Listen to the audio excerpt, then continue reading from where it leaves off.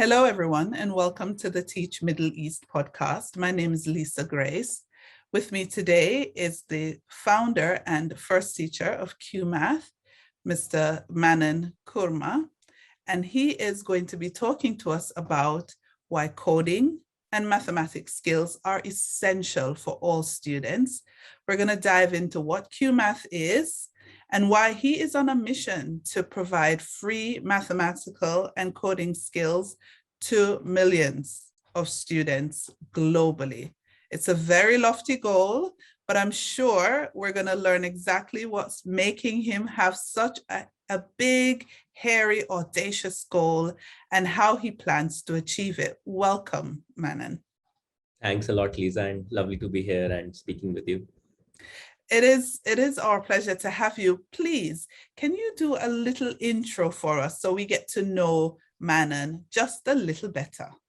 Yeah, absolutely, Lisa. So I'm someone who's loved math since I was a kid. Math is something that always fascinated me, and teaching is also something that I like because both my parents, have been university professors. So as a student at college, I started teaching math to, high schoolers who were prepping for various competitive entrance exams that happen in India. And that's how my career started in this space. So this was about 15 years back. And ever since then, math learning and math teaching is what I've been doing. Personally, I've taught more than 10,000 students myself. And Qmath is something that I started in 2014 with this understanding, with this idea that math is something that most students learn the wrong way. Math is something that kids start learning right from kindergarten onward, but they are taught it in a very bad way, which makes them averse to the subject, which makes them hate it. We've all heard about the math demon. So I wanted to do something about it, and I wanted to build a new curriculum, a new style of learning math that would get kids to see math in the right way, and learn it in the right way and see the beauty of it. Math is all around us, math underlies everything around us, but kids see math as something that is just doing the classroom and then they just forget about it, right? So I wanted to change that with Qmath and started this in 2014. And the idea is to teach, hundreds of millions of kids, a completely new way to learn math. So this is what I've been doing for the last 7 years. I like that. If people have been around Teach Middle East for any time, they know we love math over here. We host the annual Middle East Maths Teachers Conference in Dubai.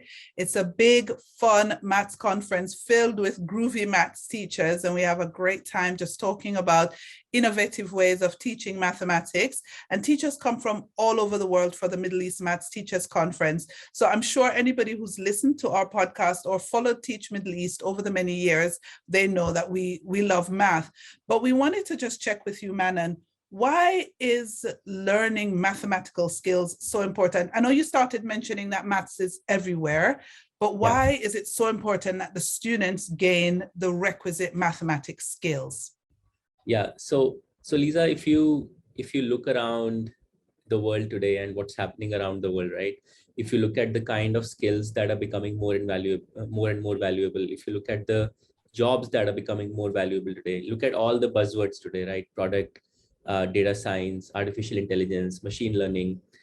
All of these skills have mathematical thinking at their core. These are what I call why jobs, where the WHY, right? Why jobs, where these jobs actually require you to think deeply, to problem solve, to come up with new ways to solve complex problems and so on.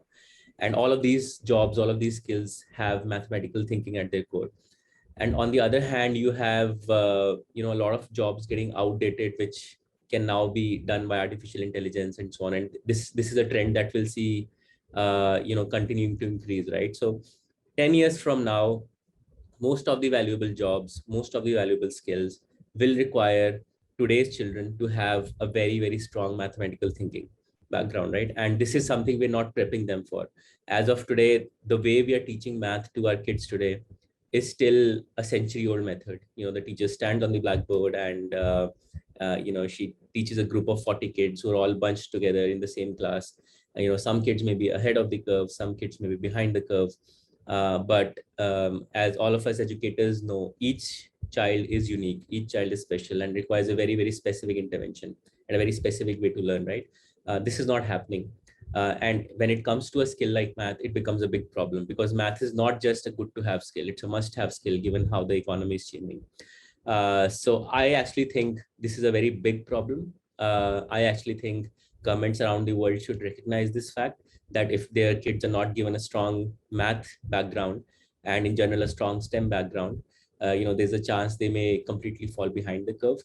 And I've actually been saying this for a while now, that math should be a new fundamental right, almost. Our kids should actually be given that very strong grounding, but it's not happening. So the need is very deep, but the solution, we're very far from a solution. That is so true. What are some of the shortfalls you're finding with the mathematics teaching and learning currently, apart from the fact that they're standing at the front of the classroom and teaching to a complete group? But what are some of the shortfalls in skill development that you're seeing in your experience? I think the biggest problem with math education today is the focus on the focus on facts, formulas, theorems. Kids in today's math classes are expected to learn a variety of results, a variety of facts and formulas, and various kinds of theorems and so on. But they don't really understand the why behind it. They don't really understand how these different concepts are connected. So they may be very good at calculating something, but they may not be able to step back and figure out how that calculation applies to something in the real world. They may not be able to question the question, right? So to give you a very simple example, most kids get pretty fluent with addition by, let's say, grade 2 or grade 3. But if I ask a question like, can you find 3 odd numbers for me that will sum up to 30? Let's say I throw this question at any 5th or 6th grader, like, can you find 3 odd numbers, which will sum to 30? Almost every kid will, kind of start trying out various combinations and, do that for a while, and they'll come up with various sets of numbers and so on. But no kid will realize that this is not even possible, because 3 odd numbers will always sum to an odd number. So the sum of 3 odd numbers can never be equal to 30, right? So this ability to question the question, this ability to figure out, okay, what am I being asked to do? What is the reasoning behind it? That is something that is missing in most kids. And only a fortunate few either get that exposure or have this, intrinsic ability already to do that. But most of today's kids are actually taught with a deep focus on the what, the facts, the formulas, the theorems, right? But not the why. So I think that's the biggest problem of mathematical learning, right? So there's this very short and very good book that I recommend all math educators read. It's called A Mathematician's Lament by Paul Lockhart. He was a mathematical researcher turned math teacher now. And he essentially says, imagine a music school that takes in kids at kindergarten and teaches them for 12 long years on how to read and write music. So for 12 long years, kids become experts at reading and writing music, drawing all the symbols and bars and clefs and so on, right? But throughout those 12 years, they never once listened to the music itself, once realize what each note sounds like, right? And he basically makes the point that this is how our kids are learning math. They are learning the symbology of it, the formulas, the theorems, but they don't see the music behind it. They don't see how this applies to the real world. So there's a huge disconnect, and I think that's the real problem. Wow. I do concur, because I can remember how I learned math. It wasn't fun. Hands up. I'm a languages teacher because my math teacher was rubbish. I'm sorry, that's not true. But the fact is that you do find that children at a certain age get turned off from math. So up until, I would say, they are in grade 3 or 4, little kids love math. And I think it's because it's more hands-on, it's fun. They're counting beads and counting stars and adding things and taking things away, and very hands-on. And then they get to somewhere like grade 3 or 4, and then they start to hate math. What's happening there? What do you think is happening there? I think through the 12 years of schooling, there are actually 3 or 4 points that I've identified, as I've worked with thousands of students. There are these 3 or 4 points that I've identified where kids actually, build this negative relationship with math. So one of those transition points, as you correctly pointed out, is the grade 2 to grade 3, roughly that kind of transition, because that's the first time when you learn new concepts like, division and fractions and decimals and so on, right? Um, and the style of teaching these new concepts is basically just ask the kid to remember, okay, this is how you add a fraction. So like if you have to add half and 1/4, you essentially just tell them, some weird mumbo jumbo saying, okay, okay, there's this butterfly algorithm and this is how you do it. And kids actually have no understanding of what that even means, right? So that's one transition point. Then there's another transition point from grade 5 to grade 6, when algebra comes in for the first time. So 3 plus 4 is okay, but what is 3 plus x? And kids just have a Don't very ask me. kids have a very hard time kind of saying, okay, numbers were okay, concrete quantities were okay, but suddenly you are using these letters and abstract literals and so on, right? So that's another transition point. Then there are two more such transition points. There's a grade 8 to grade 9, when uh, linear equations, quadratic equations, graphing and things like that come up. And then there's the grade 10 to grade 11, when you have calculus and so on, right? So there is 3 or 4 transition points through the 12 years of schooling. And if these transition points are not handled correctly, and if you don't have good teachers through these transition points, you will most likely build a negative relationship with math. So whenever I meet someone, and you said that you didn't have a good relationship with math, right? I always tell them it is not your fault. It is the way you were taught. It's not anything to do with your intrinsic ability. Every human is naturally wired to be great at math. We are mathematical thinkers in terms of how our brains have evolved, right? But it's just the way we are taught that we kind of build this aversion to the subject, right? So let me give an example, right? Exponents is a grade 6, grade 7, grade 8 concept, depending on which country you're in, right? The way kids are taught exponents is, okay, here's a bunch of formulas, here's a bunch of drills, and this is how you keep practicing and so on, and hopefully you build some understanding of it, right? But in the context of how we do it at Qmath, we actually get our kids to understand exponential behavior in real world context, like COVID-19, for example, right? If one person infects 2 people and those 2 infect 2 more each and so on and so forth, right? That's exponential behavior. So even 3rd or 4th graders at Qmath will actually draw binary trees and figure out, okay, this becomes a geometric progression. 1 becomes 2, becomes 4, becomes 8, becomes 16 and so on. And suddenly you have this explosive growth of the virus, right?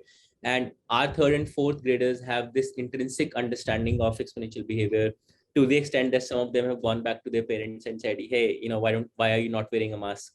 Or, why are you not social distancing? You're actually spreading, COVID exponentially and so on. So when you teach kids mathematical concepts in the context of what's happening around them, they make these connections beautifully, and they just kind of internalize them deeply. But we don't do that because it's effortful.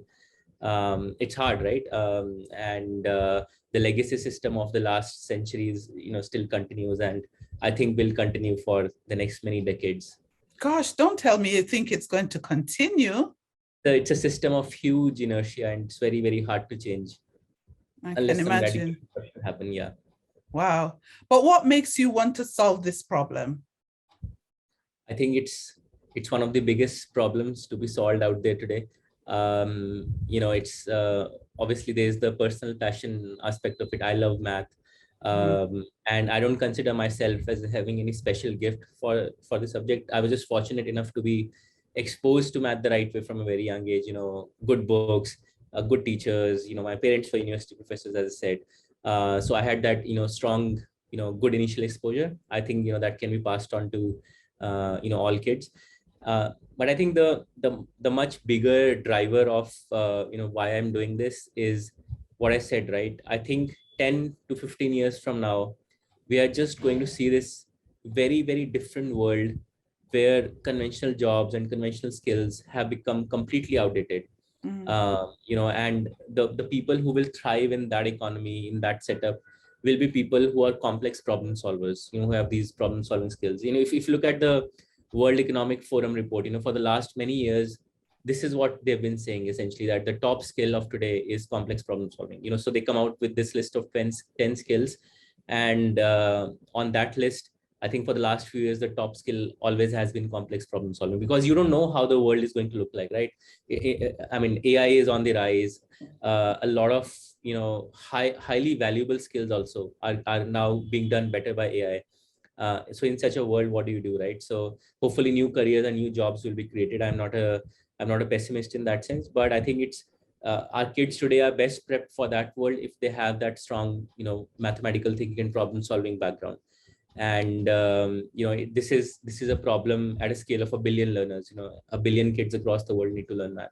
So it's a big problem. It's an exciting problem. It's a problem that the world needs to be addressed and solved. So that's what excites me about it. Yeah, it does sound like a big, big problem to solve. But I tell you what, all problems, big or small, they need passionate people behind them who are really driving the solutions. So that's going to lead me into talking to you about coding, because coding is also a skill that is on the rise and is in demand. And our children need to now have the language of coding the same way they have a second language. Can you tell me what is driving this need for more coding skills? Yeah, I think I have a bit of a nuanced point of view here. So let me talk about that a little bit. I at least, so I've done a lot of coding in my college days and after that. And I actually started learning coding in my school days, actually. But I tend to think of coding as an extension of math, because at the heart of coding is mathematical thinking again. That's why we are Qmath, but we still do, coding, because, coding for us is an extension of math. It's a part of mathematical thinking, right? I think if coding is taught the right way, which essentially means that kids understand the basic constructs, the basic primitives of coding, data structures, loops, if else conditionals, and all the basic concepts of coding. If they do it well, then they can become very powerful coders regardless of what language they pick up to learn in. But I see a lot of coding classes today that focus on just a superficial exposure, of kids to the subject. I think that's not great, because ultimately, kids would end up learning anything deeply. So I think if you have to teach coding to kids, you have to do it the right way. You have to do it with a focus on mastery. But if you do it well, and if a kid actually picks up, coding skills, they are going to do really, really well, when they grow, because coding is a skill. As a skill is only going to grow, is only going to become more and more valuable. Programming in general and computational thinking is just like there's math, but there's a broader mathematical thinking. You have coding and you have a broader computational thinking. Can you actually think in terms of algorithms and sequencing of instructions and so on, right? So if you focus on that bit, I think that's the right way to teach coding. But in recent times, especially in India, you've seen this huge kind of demand for coding, and partly it's a wave, it's a fad. But I think a lot of that interest is here to stay. Yeah, I wonder what's the earliest age that we can start our children on coding, learning how to code. Sorry. At Qmath, our kids start learning coding as young as grade 1, which is about 6 years. Okay. But for that segment of students, the focus is more on what we call visual coding, which is block-based coding. So essentially, for example, if you have to take an object, let's say from point A to point B, and there's a bunch of instructions, that you've been given, you just have to order them correctly so that the object moves from point A to point B, right? So it's very visual, very intuitive. Even young kids can pick it up quickly. But as we progress through grades, right? So middle schoolers are taught app development, skills like JavaScript and so on. And then senior graders are taught Python. And then we even have, some basic exposure to machine learning and artificial intelligence and so on. So it depends on grades, but essentially you can start teaching coding and computational thinking right from grade 1 onward. The best speakers of a language are generally those people who started speaking it very early on in their lives, right? That's why native speakers are so good. Native speakers of a language are so good, right? They started speaking it or listening to it at least, when they were really, really young. Mm-hmm. And it's the same with coding. Coding is like a language. It's a style of thinking. It's a way of thinking. And if you immerse the kid when they're very young into that language, they'll pick it up very fluently, but it will become harder and harder as you grow up, right? So for a 25-year-old to pick up coding for the first time is going to be far harder than an 8-year-old kid doing coding, and Right. then actually, because it's the power of compounding, right? It's what I call the most powerful force in the universe. As you if you start early and you keep at it, the compounding gains are very high. Yeah, yeah, I do agree. So when they're starting, you're saying they start with visual coding and then they move on. Is there Yeah. is there a language, a coding language that's more important than others? I hear Java, HTML, Python. Which one is more? Is there one that's more important? No, I think, as I said, the language in which you're coding is actually secondary.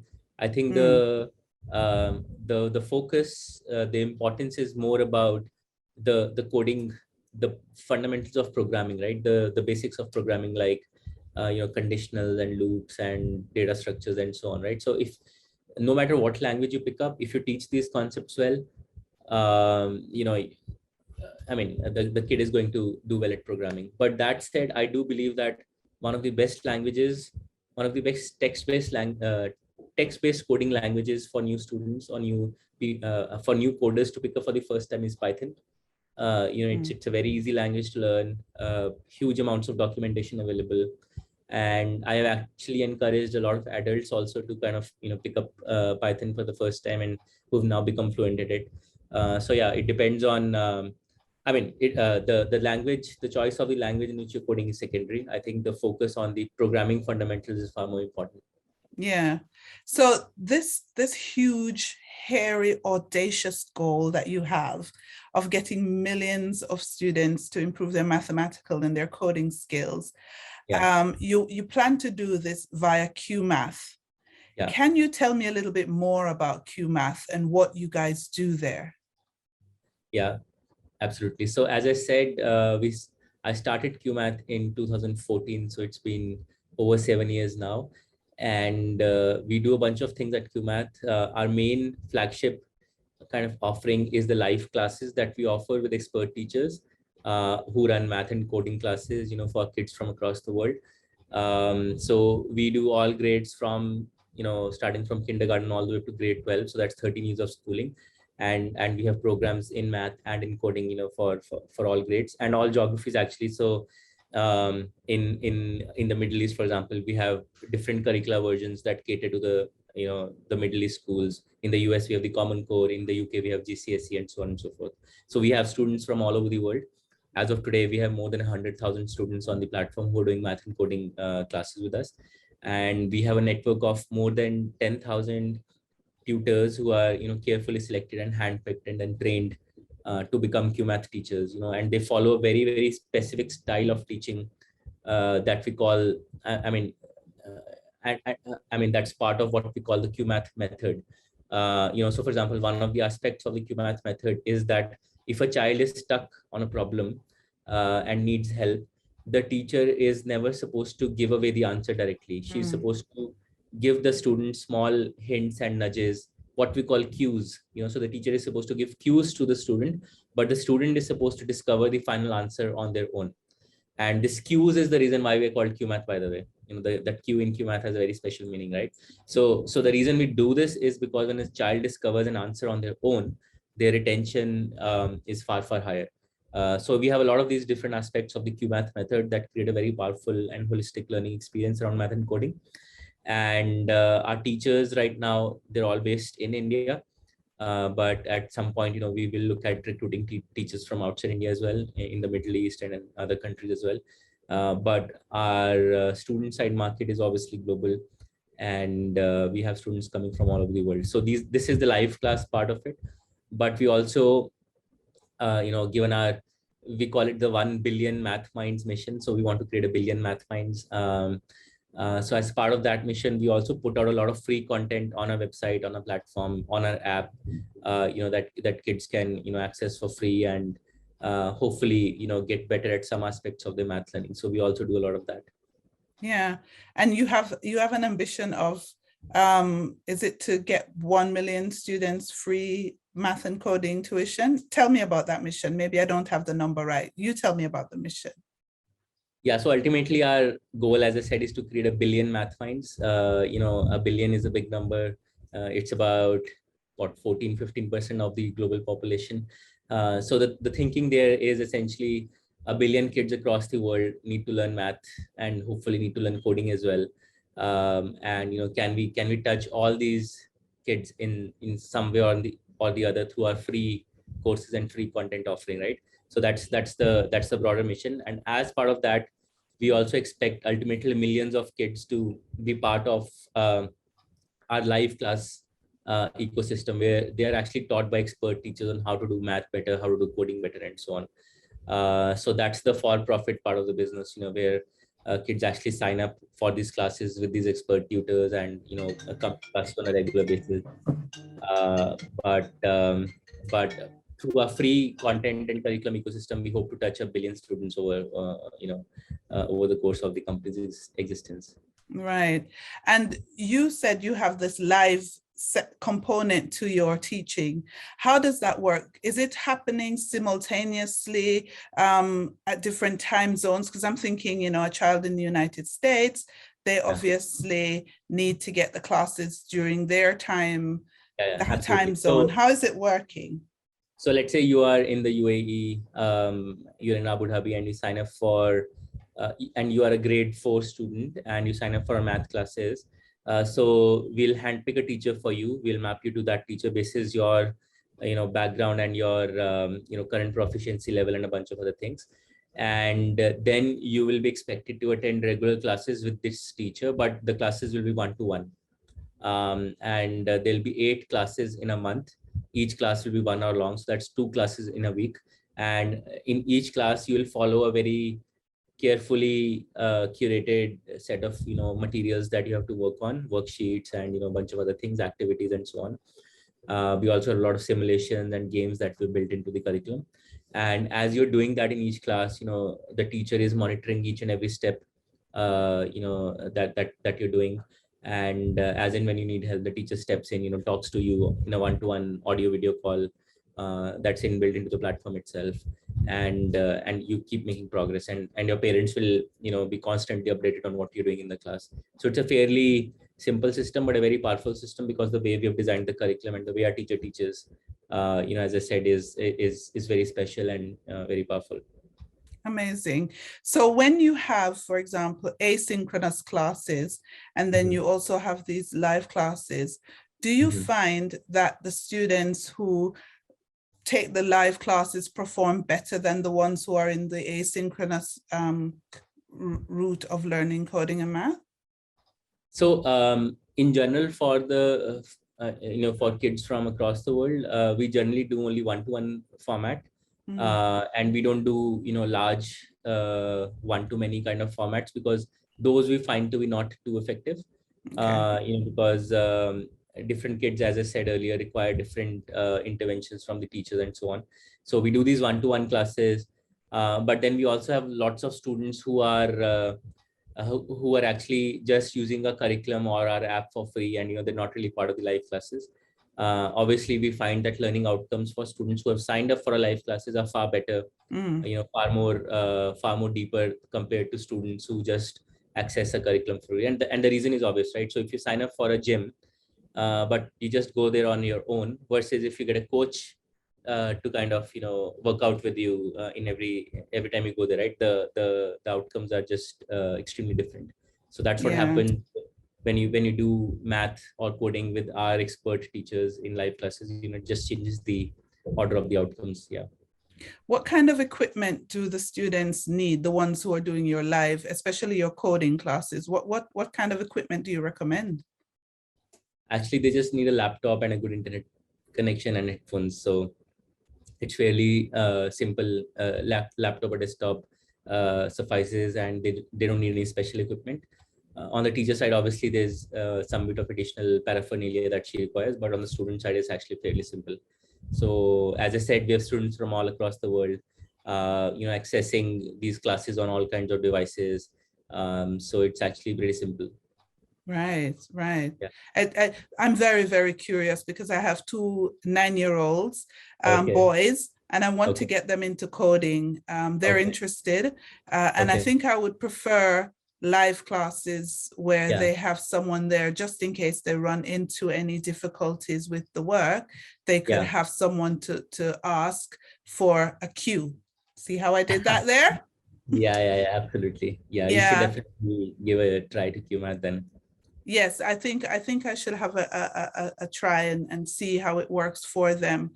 So when you think of the future and you look at globally what's happening, what do you think is going to happen moving forward as it relates to children's education? What do you see in your little crystal ball, wherever you are? Yeah, I think it's a bit of a, complex question and complex issue actually.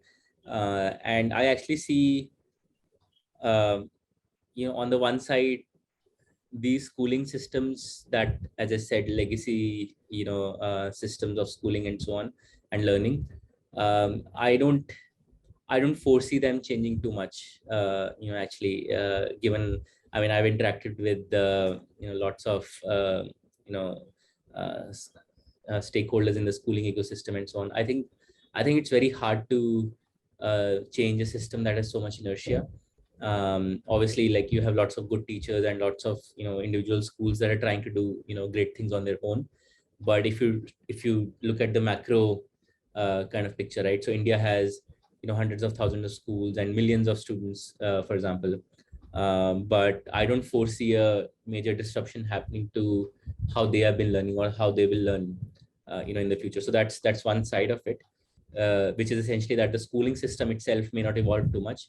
But then on the other side, you have all of these new awesome solutions coming up that are direct to consumer. For example, in the case of Qmath, right? So we are reaching out to our end user, which is students, K-12 students and their parents. We are reaching out to them directly. And then you have lots of other such solutions coming up as well, right? So whether that's self-serve apps or products, or whether that's live classes like ours and so on, right? So you have a lot of these solutions coming up, and I think some of them are going to scale massively, and they are going to create a lot of value. So I actually foresee a scenario where schooling will continue more or less as is, and schooling will evolve into, you know, from a primarily an education focused kind of objective to more, socializing for the kid and making friends and so on. So schooling will kind of evolve more and more into that. While for Mm, deep learning, you'll have these outside school kind of solutions and platforms coming up, and parents kind of opting for a mix, right? So sending the kids to school, but also opting for some of these after school, beyond school kind of systems. Obviously, in the ideal world, I would have liked the school itself to solve for everything, right? So because if a kid is going there for 7 or 8 hours in a day, ideally the school should take care of everything, all learning needs of the child at least. But I don't foresee that happening, and yeah. I actually think you will have lots of good solutions outside of school come up. um, the flip side of that is, uh, you know um, inequality in terms of access might actually increase, where you have a set of parents and students who can afford to pay high price points, get the best tutors for themselves, and get purchase the best platforms or learning solutions. But then you have other sets of students who can't do that. So there's a potential for that inequality to widen further. But even on that front, I think, including us, a lot of players are actually doing a lot of good work in terms of putting out content for free, curriculum for free that kids can access. In terms of hopefully dividing that, bridging that gap. But that's definitely something that remains to be seen how that will pan out. Brilliant. Thank you. Manan, I think that is a good place, I think, for us to wrap up the podcast. How can people connect with you and learn more about QMath? So one is a website, qmath.com. That's cuemath.com, on which all the work that we do is kind of cataloged and indexed, and we talk a lot about it on a blog as well. that you can find on the website. Then there's my personal profile on LinkedIn. People can search me on LinkedIn, and I do make posts now and then. Yeah, would be happy to connect with any listener or viewer, who wants to discuss something or has a point of view or a suggestion or input. Brilliant. Thank you so very much for being on the Teach Middle East podcast. Thank you, Lisa. It was lovely speaking with you.